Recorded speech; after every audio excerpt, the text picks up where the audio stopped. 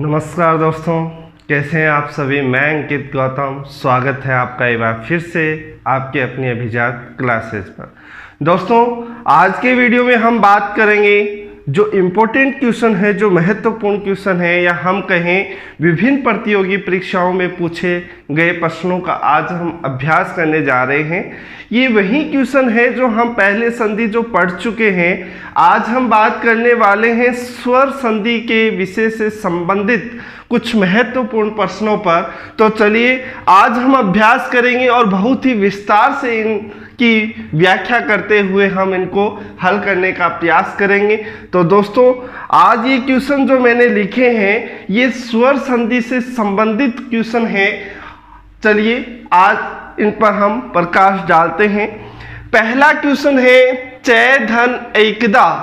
चय धन एकदा पदयुः संधिर्भवति, कि चय और एकदा इन दोनों शब्दों में या इन दोनों पदों में संधि होती है, या हम कहें इन दोनों शब्दों के योग से संधि युक्त पद होता है। तो चलिए बात करते हैं हम चय धन एकदा, इनसे कौन सा शब्द बनेगा। तो क्या ये शब्द सही है? क्या ये सही है? या चैकदा शब्द बनेगा, या चैकदा, या चोकदा। देखिए पद है हमारे पास चय धन एकदा। चय धन एकदा, हमें बताना है कि इन दोनों के योग से जो संधि युक्त पद बनेगा वो पद कौन सा है। तो देखिए हम इसको विश्लेषण करते हुए, या हम कहें इसका ऑपरेट करते हुए इस शब्द को बनाने का प्रयास करें। तो चय में क्या स्वर मिला हुआ है? ए स्वर है, तो इस ए स्वर को हम बाहर लेते हैं। आगे है एकदा। क्या है? एकदा। ठीक है दोस्तों, आगे है चय। अब यहाँ देखिए ए आ रहा है और यहाँ क्या आ रहा है? ए आ रहा है। मतलब ए या आ के बाद ए या ऐ आ रहा है। तो आपको स्वर संधि में एक बात देखिए, यहाँ पर चय में ए आ रहा है और आगे ए आ रहा है। मतलब दोनों तरफ क्या आ रहे हैं? दोनों तरफ क्या है दोस्तों? स्वर है। तो हमें 50% यही हमारा क्वेश्चन सोल्व हो जाता है कि यदि दोनों तरफ स्वर आता है तो स्वाभाविक सी बात है वहाँ कौन सी संधि होगी? स्वर संधि होगी। अब हमें पहचान ये करनी है कि इसमें स्वर संधि तो है, लेकिन स्वर संधि का कौन सा भेद इसमें लागू हो रहा है, या कौन सा सूत्र इसमें लागू होगा। तो यहाँ देखिए ए आ रहा है, आगे ए आ रहा है। तो हमने एक सूत्र पढ़ा था वृद्धि संधि का, और उसमें हमने देखा था वृद्धि रेची। क्या पढ़ा था दोस्तों? वृद्धि रेची। और उसमें हमने देखा था कि ए या आ के बाद ए या ऐ आता है तो दोनों के स्थान पर ऐ एक आदेश हो जाता है। यदि ए या आ के बाद में ओ या औ आता है तो दोनों के स्थान पर औ एकादेश हो जाता है। ये हमने पढ़ा था वृद्धि संधि के अंतर्गत। तो यही नियम यहाँ लागू हो रहा है कि ए आ रहा है और ए के बाद में क्या आ रहा है दोस्तों? ए आ रहा है। तो इन दोनों के संयोग से, इन दोनों के योग से क्या एकादेश हो जाएगा? ऐ एकादेश हो जाता है। क्या हो जाएगा? ऐ हो जाएगा। और आगे है कदा। ठीक है, चय के अंदर ऐ का योग करेंगे तो ये बन जाएगा चई, और आगे है कदा।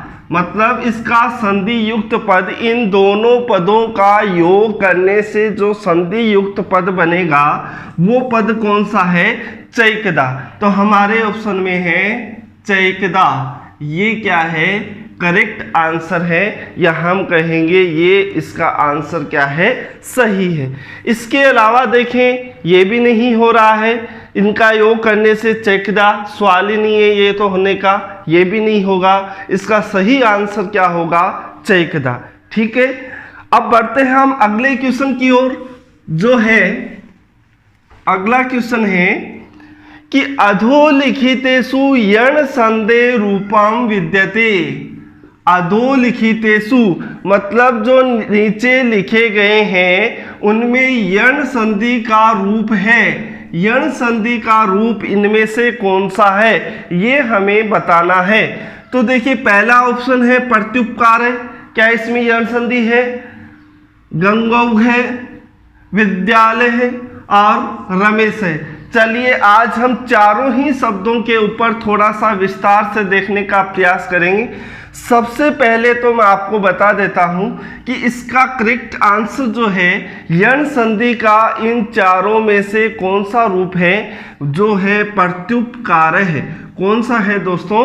प्रत्युपकार है। क्योंकि यण संधि पढ़ते समय हमने सूत्र देखा था इको यणची। क्या सूत्र था? इको यणची।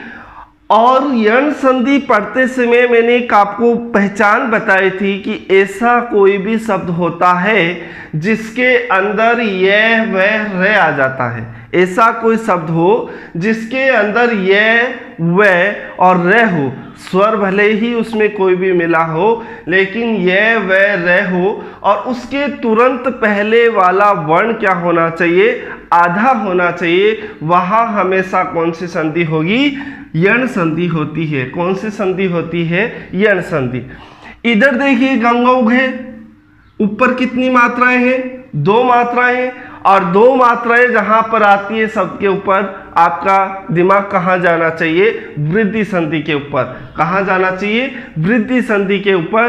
क्योंकि हमने पढ़ा था वृद्धि संधि के अंतर्गत कि शब्द पे किसी पर 2 मात्रा मिलती है, चाहे वो आई की हो चाहे वो औ की हो। इसी तरह विद्यालय क्या होगा? विद्यालय दा आ, और जहां दीर्घ आ, दीर्घ ई, ऊ और री ये हमें मिलता है वहां दीर्घ संधि होती है। रमेश है में ए स्वर आ रहा है, और जहां ए ओ और अल की ध्वनि हमें दिखाई दे वहां कौन सी संधि होती है? गुण संधि होती है। चलो चलते हैं, इन चारों शब्दों पर हम थोड़ा सा विस्तार से देखने का प्रयास करेंगे। पहला है प्रत्युपकार है।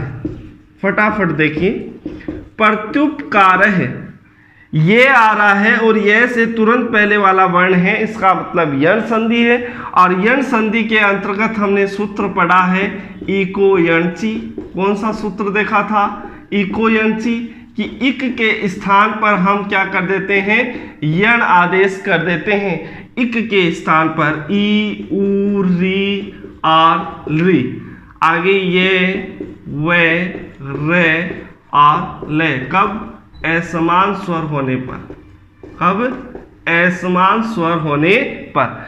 तो हमने पढ़ा था कि ई, ऊ, री के बाद कोई असमान स्वर आता है तो ई का ये, ऊ का वे, री का रे और री का ले आदेश कर दिया जाता है।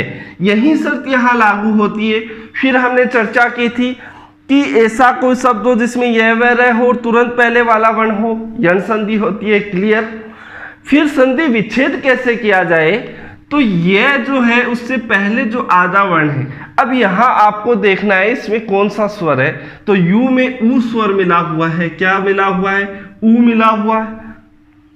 क्या मिला हुआ है? सॉरी, यहां पर क्या है? सॉरी, यहां आपको देखना है क्या आ रहा है? ये आ रहा है। तो किसको ये में बदलते हैं हम? ई को ये में बदलते हैं। किसको ये में बदलते हैं? ई को ये में बदलते हैं। तो जो आधा वर्ण है उस आधा वर्ण में हम क्या योग करेंगे? ई का योग करेंगे। तो ये क्या बन जाएगा? प्रति। क्या बन जाएगा? प्रति। आगे देखना यू, यू में क्या स्वर है? जो स्वर है उस स्वर को बाहर निकालो तो ये बन जाएगा उपकार है। संधि विच्छेद इसका होगा प्रतिधन उपकार है। प्रतिधन उपकार है। फिर भी यदि आपके दिमाग में कोई कंफ्यूज चल रहा है तो आप इसको ऑपरेट करके देखें। कैसे? प्रे आ गया, ती में से ई स्वर को बाहर लेंगे तो इधर तय क्या हो जाएगा? हलंत हो गया। आगे क्या आ रहा है? उपकार है। क्या आ रहा है? उपकार है। प्रे आ गया, तय हलंत है। ई के बाद में क्या आ रहा है? असमान स्वर आ रहा है। तो ई को हम किस में बदल देते हैं? ये में बदल देते हैं। आगे है उपकार है। क्लियर? प्रे आ गया, तय हलंत है, आधा कर दो क्योंकि आगे कोई स्वर नहीं है। ये के बाद में स्वर है तो स्वर का योग करेंगे तो ये में ऊ मिलाने से यू बना। आगे है उपकार है। ऐसे बना ये प्रत्युपकार है। क्या बना? प्रत्युपकार है। तो यहाँ पर हम कह सकते हैं कि यण संधि का जो रूप है वो कौन सा है, प्रत्युपकार है। जो शब्द है इसके अंदर यण संधि का प्रयोग किया गया है। गंगौघ की यदि हम बात करें तो इसका संधि विच्छेद होगा गंगाधन ओघे, गंगाधन ओघे मतलब गंगा का प्रवाह है। यहाँ पर आ रहा है और आगे ओ आ रहा है।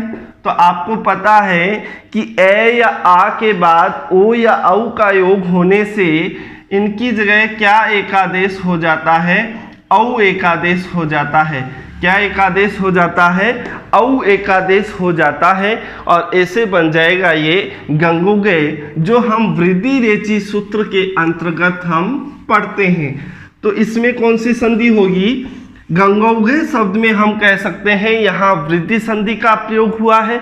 इसी तरह विद्यालय शब्द है और विद्यालय शब्द की बात करें तो इसका संधि विच्छेद हो जाता है विद्याधन आले है, विद्याधन आले है। यहाँ पर देखिए विद्या के अंदर आ स्वर को बहा लेते हैं, आ स्वर को बहा लेंगे तो ये क्या हो जाता है, आधा हो जाता है।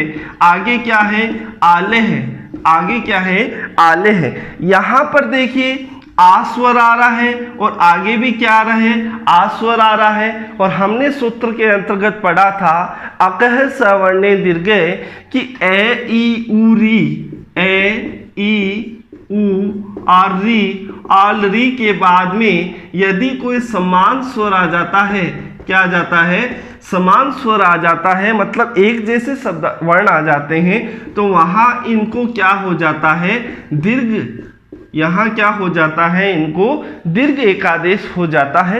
यही स्थिति यहाँ लागू हो रही है। आ रहा है और आ के बाद में आ है, मतलब समान स्वर है, तो इन्हें दीर्घ एकादेश होकर क्या हो जाएगा, आ हो जाएगा। क्या हो जाएगा, आ। तो ये क्या बन जाएगा, वी, दे में आ स्वर का योग करने से द्या, और ये बन गया विद्यालय है। क्या बन गया, विद्यालय है। तो इसका संधि विच्छेद होगा विद्याधन आले है और यहाँ कौन सी संधि होगी, दीर्घ संधि होती है। इसी तरह यदि हम बात करें रमेश है कि इसका संधि विच्छेद क्या होता है, तो रमेश का संधि विच्छेद हम करते हैं रमाधन ईस है, रमाधन ईस है। एक मात्रा जहां ए ओ और अल की ध्वनि आपको दिखाई दे वहां समझ जाना वहां कौन सी संधि हो रही है, या सॉरी गुण संधि हो रही है। कौन सी संधि हो रही है, गुण संधि।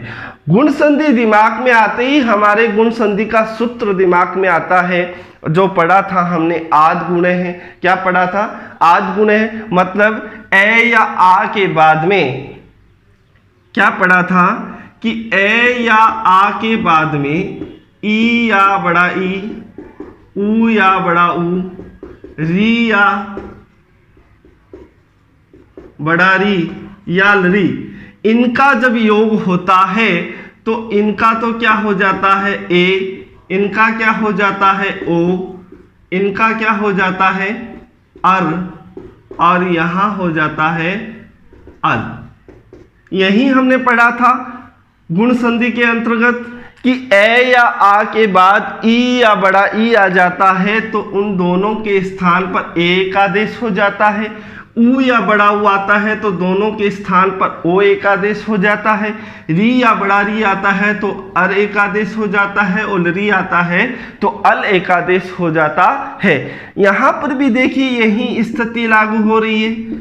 माँ में से आ स्वर को बहा लिया, आगे ई से है लिखा हुआ है, मैं हलंत है। यहाँ देखिए आ रहा है और आ के बाद में ई का योग हो रहा है, तो इन दोनों के योग से क्या एकादेश हो जाएगा, एक आदेश हो जाता है, और आगे है स है। जब हम इनका योग करते हैं तो मैं में एक का योग करने से मैं बना और आगे है स है। ये शब्द क्या बनेगा, रमेश है। तो हम कह सकते हैं कि यण संधि का यहाँ जो रूप है वो क्या है, प्रत्युपकार है। इसमें क्या है, इस शब्द में यण संधि का प्रयोग हुआ है।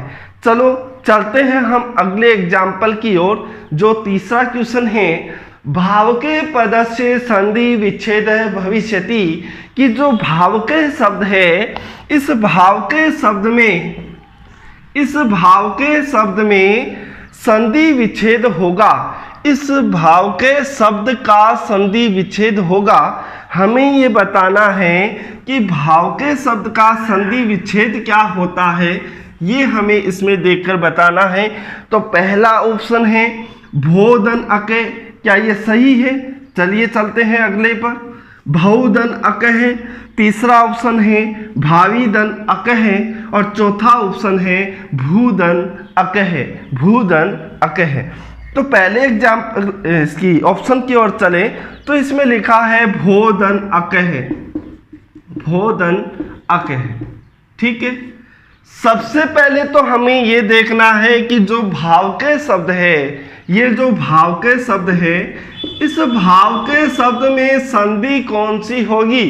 तो दोस्तों बार बार आपको बताया गया था कि अयादि संधि इसमें प्रयोग हुई है। कौन सी संधि का प्रयोग हुआ है? अयादि संधि का प्रयोग होता है। और अयादि संधि की पहचान क्या होती है, कैसे पता चले कि इसमें अयादि संधि है? तो सबसे पहली बात, ऐसा कोई पद हो या ऐसा कोई शब्द है जिसमें आय, औ, आय और आ, इन चारों की ध्वनि यदि आपको सुनाई देती है या इन चारों की ध्वनि अगर दिखाई दे रही है, तो ऐसे पद में हमेशा अयादि संधि होती है, जिसका सूत्र हमने देखा था एचो अय वायावह। एचो अय वायावह, क्या सूत्र है? एचो अय वायावह, ये अयादि संधि का सूत्र होता है। और इसमें हम देखते हैं कि ए, ओ, आई और औ, इनके बाद कोई भी स्वर होता है। ए, ओ, आई, औ के बाद कोई भी स्वर होता है तो ए का हम अय आदेश कर देते हैं, ओ का औ आदेश कर देते हैं, आई का आय आदेश कर देते हैं, औ का आव आदेश कर देते हैं। ये हमने पढ़ा था अयादि संधि के अंतर्गत। तो देखिए भावके, भाव, भावके, भाव, आव की ध्वनि आ रही है। किसकी ध्वनि सुनाई देगी? आव की ध्वनि सुनाई दे रही है। तो आव की ध्वनि सुनाई देगी तो आपको पता है हमें क्या स्वर इधर दिखाई देना चाहिए? औ। जबकि इधर क्या आ रहा है? इधर है भय को हलंत करेंगे क्योंकि इसमें से स्वर लेंगे, तो इधर क्या आ रहा है? ओ। और आगे क्या है? अक है। करके देखो, भय है, ओ के बाद में कोई भी स्वर आता है, ओ के बाद कोई भी स्वर हो तो ओ को किस में बदल देते हैं? औ में। ये हो गया औ। आगे है अक है। क्लियर? भय में ए स्वर का योग किया, भय बना। वै में ए का योग किया, वै बना। आगे है शब्द निकलकर आ रहा है भौके है। क्या आ रहा है? भौके है। जबकि हमारे सामने यहां शब्द क्या है? भावके है। क्या है दोस्तों? भावके है। तो क्लियर हो गया कि ये तो क्या है, इसमें गलत है।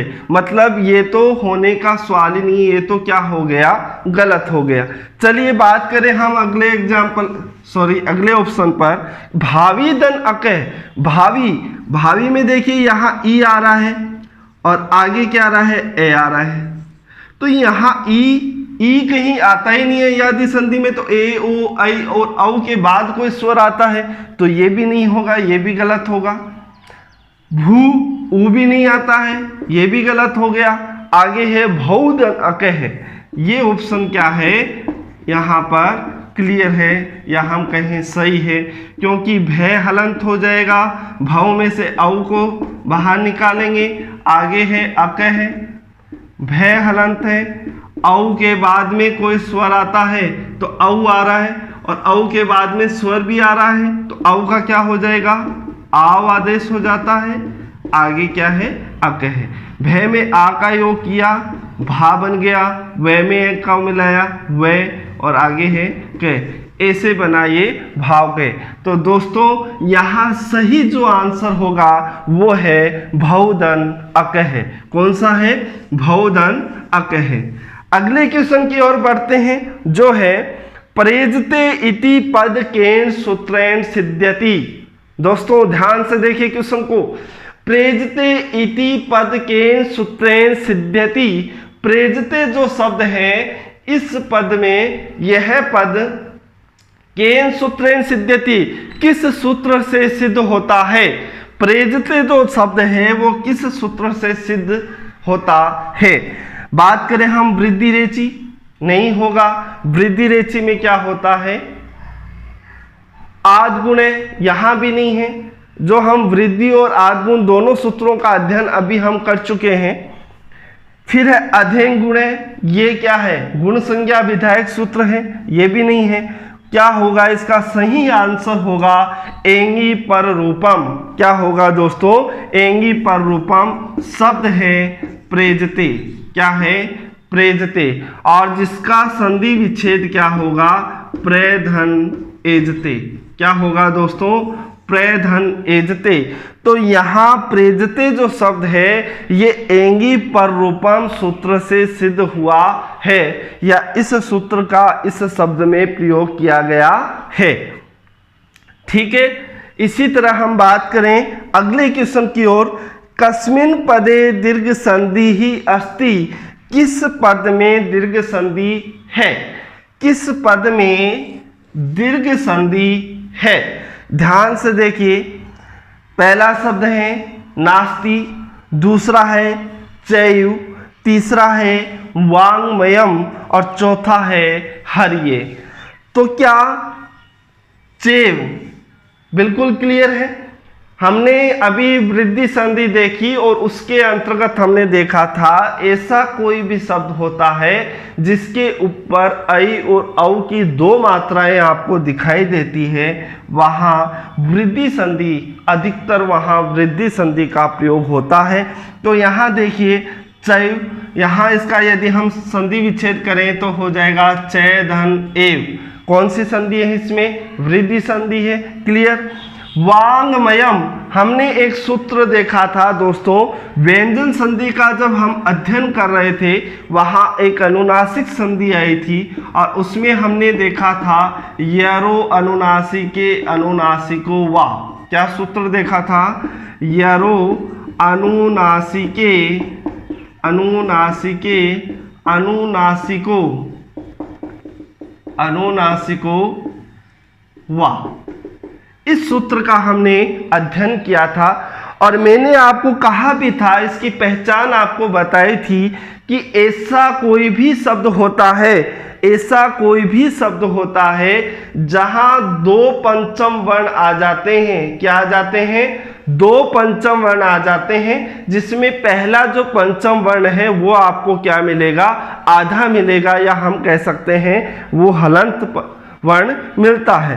तो यहां देखिए वांग्मयम शब्द है, वांग्मयम। यहां पर देखिए महस भी पंचम वर्ण है और यंग भी पंचम वर्ण है।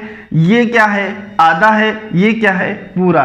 तो ऐसा कोई पद होता है जिसमें दो पंचम वर्ण हो और दोनों में से पहला वाला जो पंचम वर्ण वो आधा हो, वहां हमेशा अनुनासिक संधि होगी। कौन सी संधि होगी दोस्तों, अनुनासिक संधि होती है। ध्यान से देखिए, यदि क्वेश्चन पूछे तो सिंपल है, व्यंजन संधि है। व्यंजन संधि का कौन सा भेद है, तो अनुनासिक संधि है। और इसमें सूत्र कौन सा लगता है, यरो अनुनासिके अनुनासिको वा। यदि इसके संधि विच्छेद की बात करें तो वाक्धन मयम, वाक्धन मयम, वाक्धन मयम, ये क्या है, इसका संधि विच्छेद है। सूत्र के अंतर्गत हम देख रहे हैं वा, और मैंने आपको बताया है जहां वा, विभाषा ऐसे जब शब्द आ जाते हैं वहां इसका अर्थ होता है वैकल्पिक, या हम कहें विकल्प से। तो यहाँ विकल्प से दो संधि का प्रयोग हो रहा है। एक है वाक्धन मयम, कै के बाद में कोई भी पंचम वर्ण आता है वहां कै का क्या हो जाता है, गय हो जाता है। क्या हो जाता है, गय हो जाता है। और तो इसका योग करने से ये शब्द बन जाएगा वाग्मयम, जहां कौन सी संधि हो जाती है, जसत्व संधि हो जाती है। कौन सी संधि हो जाती है, जसत्व संधि। और यदि आप विकल्प से कौन सी संधि भी कर सकते हो, अनुनासिक संधि भी कर सकते हो, क्योंकि यरो अनुनासिके अनुनासिको वा, यर प्रत्याहार के अंतर्गत आने वाले वर्ण के बाद में कोई भी यदि अनुनासिक वर्ण आ जाता है या हम कहें कोई पंचम वर्ण आ जाता है, तो ये जो वर्ण है ये अपने ही वर्ग का पंचम वर्ण हो जाता है। तो इसका पंचम वर्ण क्या होता है, ंगे, आगे है मयम, और इनका योग करके आप लिखेंगे तो ये बन जाएगा वांगमयम। तो यहाँ कौन सी संधि हो जाती है, अनुनासिक संधि हो जाती है। कौन सी संधि हो जाएगी दोस्तों, अनुनासिक संधि हो जाती है। क्लियर। आगे है हरिये, हरिये, यहाँ रे में ए आ रहा है और आगे ये आ रहा है। और हमने देखा था ऐसा कोई पद हो जिसमें अय औ आय आव की ध्वनि आपको दिखाई दे, वहां हमेशा अयाधि संधि होती है। एचो अयवायावह सूत्र के अंतर्गत हम इस शब्द का विश्लेषण करते हुए इस शब्द की हम रचना करते हैं। दूसरा, चे में वृद्धि संधि है, वांगमयम में अनुनासिक संधि है, हरिये में अयाधि संधि है। ऑप्शन क्या बचा, नास्ति। और हमसे पूछा जा रहा है कि दीर्घ संधि का उदाहरण कौन सा है, इनमें से कौन से पद में दीर्घ संधि है। तो आंसर क्या हो जाएगा, नास्ति। क्या हो जाएगा दोस्तों, नास्ति, क्योंकि नास्ति नय धन अस्ति। देखिए क्या है, नास्ति, नास्ति संधि विच्छेद करेंगे क्या हो जाएगा, नय धन अस्ति। ठीक है, नय हलंत है, इसमें स्वर को बाहर लिया, आगे क्या आ रहा है, अस्ति। नय, ए के बाद ए का योग, समान स्वर आ रहे हैं, दीर्घ एकादेश होकर आ हो जाएगा, आगे स्ति। नय में आ का योग किया ना, और ये बन गया स्ति, शब्द बन गया नास्ति। क्या बन गया, नास्ति। और यहाँ जहां दीर्घ आ जाता है आ ई उ री, तो वहां दीर्घ संधि होती है। तो दोस्तों आज हमने बात की है स्वर संधि से संबंधित जो प्रतियोगी परीक्षाओं में जो क्वेश्चन पूछे जाते हैं या क्वेश्चन पूछे गए हैं, उन प्रश्नों का आज हमने अभ्यास किया है और बहुत ही विस्तार से इनको समझने का प्रयास किया। दोस्तों उम्मीद करता हूं आपको वीडियो पसंद आया होगा, अच्छा लगा होगा और समझ में आया होगा। आगे भी हम इसी तरीके से प्रतियोगी परीक्षाओं में जो पूछे जाने वाले इंपॉर्टेंट क्वेश्चन होते हैं, महत्वपूर्ण क्वेश्चन, उनका अगला वीडियो हम फिर से लेकर आएंगे। तब तक के लिए जय श्री राम।